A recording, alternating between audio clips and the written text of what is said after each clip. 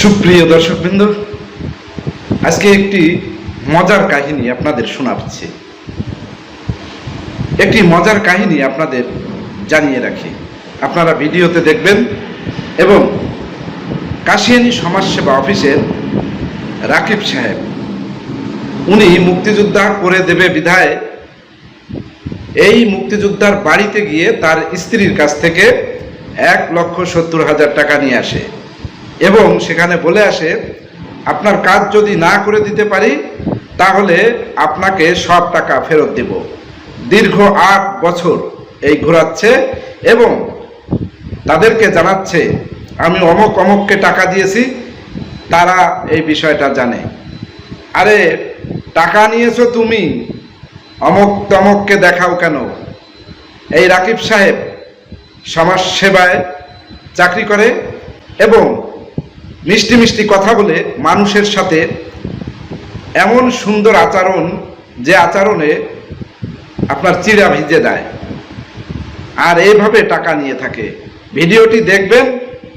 আর এই অসহায়ত্বের যে কৃষক টাকা দিয়েছিল, সেই কৃষকের স্ত্রী আজ ধুকে ধুকে বিছনায় পড়ে অসুস্থ হয়ে কাতরাচ্ছে। এই টাকার জন্য 8টি বছর তার জীবনটাই শেষ পর্যায়ে এসে দাঁড়িয়েছে।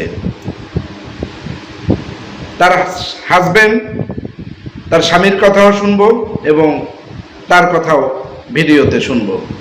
এই রাকিব সাহেবের বিষয়টি নিয়ে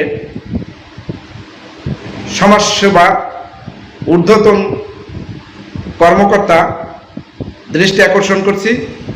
আমার কাছে থেকে 1,40,000 টাকা নিছে, আমাদের শেষ সম্বল। আর আমার স্বামীর কাছে থেকে 30,000 টাকা নিছে। বলছিল যে এই টাকা যদি কাজ না হয় যেরকম নিচ্ছি সেরকম ফেরত দেব। আমার বাড়িতে এসে সে টাকাটা নিয়ে গেছে 1,40,000, কিন্তু আজ পর্যন্ত সে ফেরত দেয়। কাছে থেকে 30,000 টাকা নিছে, 1,70,000 টাকা।